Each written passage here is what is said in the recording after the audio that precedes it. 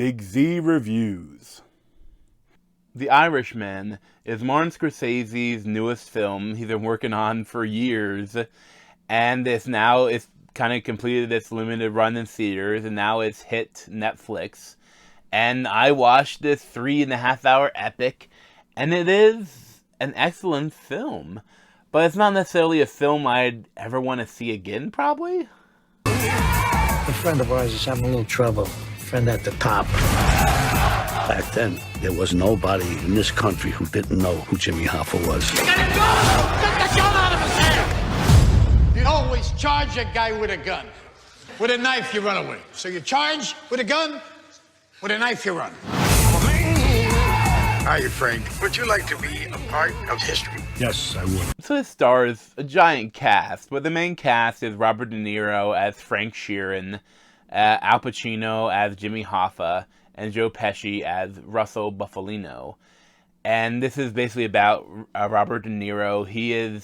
His character kind of was in the war, and he killed a lot of people in the war. He kind of executed prisoners, essentially, and just made them bury their own graves before killing them. And, he's now, back in Philadelphia, and he starts working with Joe Pesci's character, which is the mob boss. And at first, he's a trucker, he's a teamster, but then he starts doing stuff for him, and then he starts painting houses. And essentially, painting houses is assassinating people.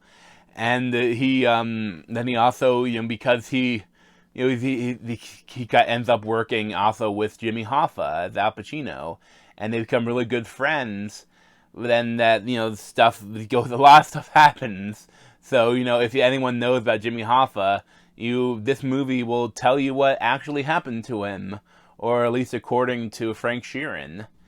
And it's really interesting because there's a lot here, but it is. There's a lot of the de-aging, and it's a little different than the Marvel de-aging. But it seems like this is almost more Photoshop, where they remove the lines in their faces. They don't look like they did when they were young. They just look younger. But the thing is, especially some scenes when he's younger and he's getting in fights and killing people, they do he does really beautiful wide shots. But something about it, he obviously doesn't look in his 30s or 20s. He's in his 70s. So he doesn't move like a 30-year-old man. So I couldn't help but think that in some of these scenes, when the way he's walking around and doing stuff, it reminded me of the Muppets.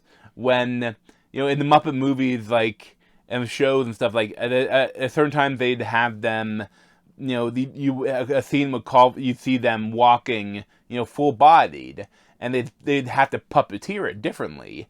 But the way Robert De Niro walked around and did things looked like a Muppet when it's being full-body puppeteered. Ooh, stomping on fingers and killing, shooting people. He looked like a Muppet.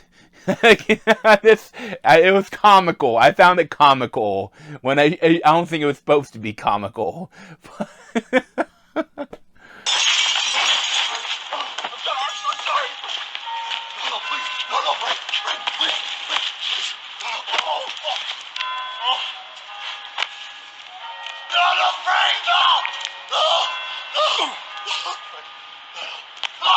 You motherfucker!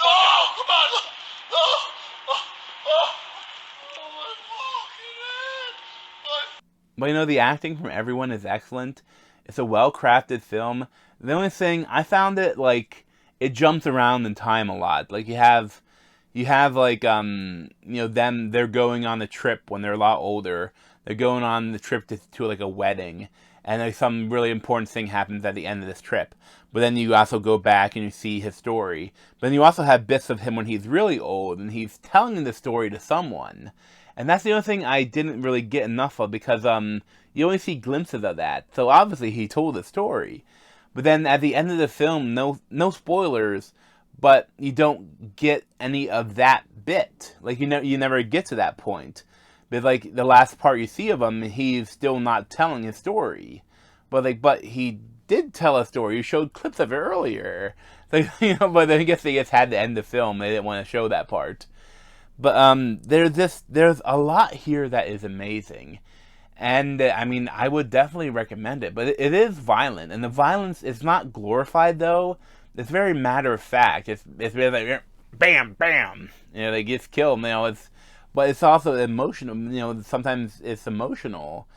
And I really liked that the friendship that becomes between Robert De Niro and Al Pacino's character, and how that Jimmy Hoffa is portrayed. It's very interesting because he's like